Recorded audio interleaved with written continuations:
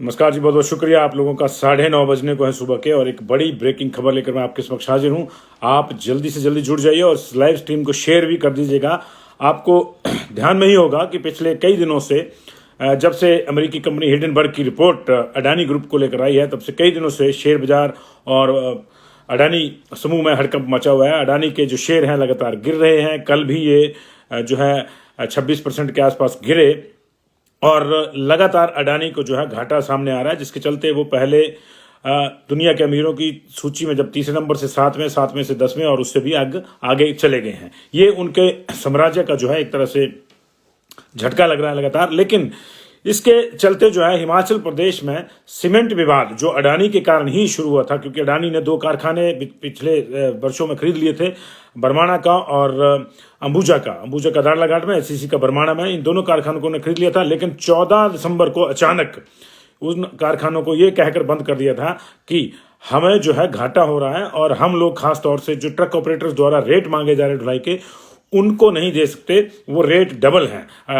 11 रुपये के आसपास जो है ट्रक ऑपरेटर 11 और 12 रुपये के आसपास मांग रहे थे। अडानी कह रहे थे कि 6 रुपये प्रति टन प्रति किलोमीटर के हिसाब से वो देंगे। तो उसको लेकर विवाद के चलते उन्होंने ये अचानक बिना किसी नोटिस के, बिना किसी प्रायर डोजियर के अपने जो कारखाने बंद कर दिए थे। उसके बाद लगातार इस मसले पर दोनों पक्षों की जो है सहमति बनाने का सरकार प्रयास कर रही है। अब तक 16 बैठकें हो चुकी हैं। कल भी 2 बैठकें हुई हैं ट्रक ऑपरेटर के साथ मुख्यमंत्री की, और कंपनियों और ट्रक ऑपरेटर के बीच मध्यस्थता करते करते सरकार को जो है कई बैठकें के बाद एक करनी पड़ी है। सरकार ने एक कमेटी भी बनाई थी, हिमकॉन के नाम से कंसल्टेंट कमेटी थी, उसने अपनी रिपोर्ट दी थी। उधर हाई कोर्ट में भी जो है ये मामला चला हुआ है। लेकिन प्रॉब्लम यह है कि अब जिस तरह से अडानी का साम्राज्य ध्वस्त होता हुआ नजर आ रहा है, ऐसे में इस बात की उम्मीदें कम हो गई हैं कि ये कारखाने जल्दी ही खुलेंगे, और ये हिमाचल प्रदेश के लिए अच्छी बात नहीं है। पहले आपको बता दें कि देर रात अडानी समूह ने एक बड़ा इंपॉर्टेंट फैसला लिया है, और उसमें जो है उन्होंने अपना जो अभी हाल ही में उन्होंने 20,000 करोड़ रुपए का जो एफपीओ लिया जारी किया था, उन्होंने वो जो है उन्होंने रद्द कर दिया है। एक तरह से कहते हैं कि वापस कर लिया है। उन्होंने कहा है कि फुली सब्सक्राइब एफपीओ को रद्द कर रहे हैं। गौतम अडानी का देर रात ये बयान आया। 20,000 करोड़ रुपए का ये एफपीओ था और इसकी इक्विटी शेयर्स की फेस वैल्यू 1 रुपया थी।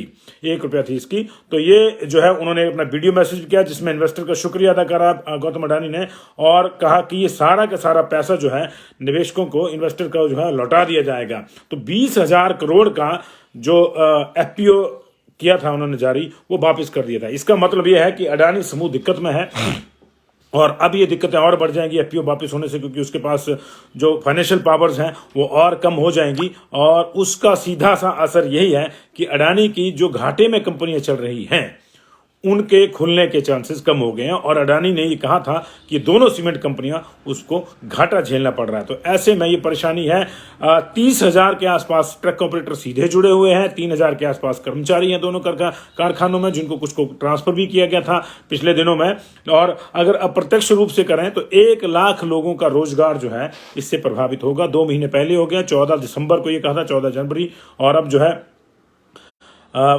उसके बाद फरवरी आ गया है। तो 2 महीने लगभग हो गए हैं। लेकिन ये जो है दिक्कत अब और बढ़ गई है। इसका एफपीओ का सब्सक्रिप्शन जो है 31 तारीख को ही, पिछली 31 जनवरी को ही जो है सफलतापूर्वक बंद हुआ था। लेकिन स्टॉक अस्थिर होने के बावजूद इस कंपनी और बिजनेस मैनेजमेंट ने जो है ये फैसला लिया है कि इस एफपीओ को रद्द कर दिया जाए। अब आपको थोड़ा सा ये बता देते हैं कि एफपीओ क्या होता है। एफपीओ यानी फॉलो ऑन प्रोसेस, इसको फॉलो ऑन पब्लिक ऑफर इसको कहते हैं।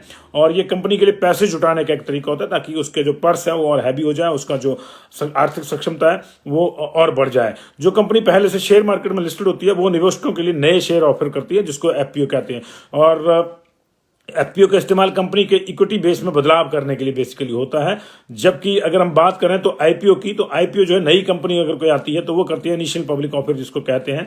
और पहली बार जो शेयर बाजार में आती है वो अपने शेयर उतारती है आईपीओ के जरिए, और एफपीओ में अतिरिक्त शेयर को बाजार में लाया जाता है। इसी को लेकर जो है हिंडनबर्ग ने एक रिपोर्ट दी थी कि अडानी समूह जो है वो धोखाधड़ी कर रहा है और निवेशकों का पैसा जो है वो डूब सकता है, और उसके बाद ये हड़कंप मचा था। निवेशकों ने अपने जो शेयर थे वो बेचने शुरू कर दिए थे, उससे अडानी की दिक्कतें बढ़ गई और अब अल्टीमेटली उसने 20,000 करोड़ रुपए का जो अपना एफपीओ है वो उसने रद्द कर दिया है। ये इस वक्त की बड़ी खबर है और देर रात ये फैसला आया है। उधर ट्रक ऑपरेटर 4 तारीख को चक्का जाम करेंगे। कल दाड़ला घाट में 40 के आसपास ट्रक ऑपरेटरों ने गिरफ्तारियां भी दी थी आक्रोश स्वरूप। हिमाचल सरकार बार बार ये कह रही है कि हम उनका जो है पूरा ख्याल रखेंगे, उनके हितों का, लेकिन अब नए सिरे से ये समस्या आ गई और ये समस्या यही नहीं है, ये समस्या थोड़ी आगे भी जा सकती है क्योंकि अडानी के और भी निवेश है यहाँ पे और कोल्ड स्टोरेज को भी लेकर मामला जो आने वाले एप्पल सीजन में जो है सामने आ सकता है। तो इसलिए अभी से सरकार को कुछ एहतियाती कदम उठाने होंगे। क्या कदम उठाएंगे क्या नहीं ये सरकार जाने, और वो चीजें मुझे लगता है कि अब 1-2 दिन में जो है क्लियर करनी पड़ेगी। कल हर्षवर्धन चौहान जो उद्योग मंत्री है उन्होंने कहा था कि हम कंपनी के खिलाफ कार्रवाई भी करेंगे, लेकिन ये भी तय नहीं है कि क्या कार्रवाई करेंगे क्या नहीं करेंगे। लीगल ऑप्शन शायद सरकार इसमें देख रही होगी को क्या कर सकती है, लेकिन इस वक्त की बड़ी खबर यह है कि जिस तरह से 20,000 करोड़ रुपए का जो एफपीओ है वो अडानी ने वापस ले लिया, एक तरह से रद्द कर दिया उसको और निवेशकों का पैसा लौटाने की बात करी है, तो उसके चलते ऐसी उम्मीदें कम हो गई हैं कि जल्दी ही यहाँ पे सीमेंट कारखानों का कोई जो विवाद है उसका कोई हल निकलेगा और ये हमारे लिए अच्छी खबर नहीं है। ईश्वर करे कि सब ठीक हो जाए और हमारे लोगों का रोजगार वापस लौटे, लेकिन बहुत कुछ अब अडानी की अगली जो परिस्थितियां हैं उस पर डिपेंड करता है। बहुत बहुत शुक्रिया आपका। इसको काइंडली जो है शेयर भी कर दीजिएगा।